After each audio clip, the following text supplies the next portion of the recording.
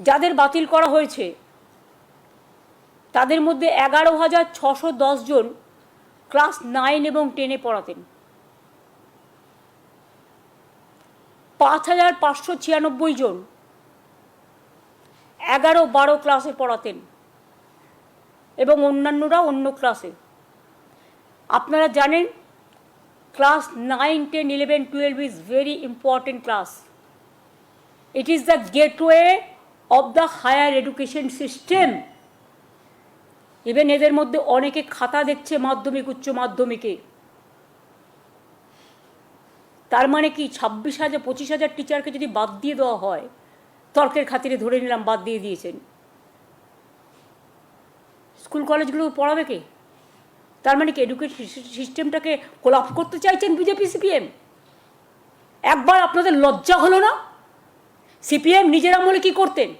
চিরকুটে চাকরি দিতেন। গণশক্তিতে যতগুলো রিপোর্টার চাকরি করে তাদের প্রত্যেকের বউকে আপনারা চাকরি দিয়েছেন চিরকুটে। কই তার তদন্ত তো হয় না? বিজেপি রাজ্যে তো তদন্ত হয় না।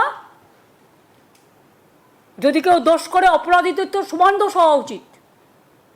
শুধু বাংলার মানুষের ভাগ্যে কেন তাদের অদৃষ্টে সারাক্ষণ দুরাচার, ব্যভিচার, দুষ্টাচার, মিথ্যাচার, দুর্ভোগ, দুর্যোগ, দুশ্চিন্তা, দুঃশঙ্কা কেন থাকবে? বাংলায় জন্মানো কি অপরাধ? নাকি বাংলার ট্যালেন্টকে ভয় পায় ওরা? যিনি প্রেস কনফারেন্স করেছেন, চোরের মায়ের লম্বা গলা, একটু আগে ইনি রামকে অ্যাটাক, বামকে অ্যাটাক, ঘুরিয়ে ফিরিয়ে অনেককে অ্যাটাক করেছেন, কিন্তু মূল যে জায়গাটা করেছেন 2013 সালে পার্থ চ্যাটার্জিকে মন্ত্রিসভায় যুক্ত করার পরে, শিক্ষা দপ্তর দেওয়ার পরে, আজকে একটু আগেই চোরের মায়ের লম্বা গলা, চোরেদের রানী, তিনি বলেছেন এসএসসি দায়ী। এসএসসির হাতে কোনো ক্ষমতা ছিল না।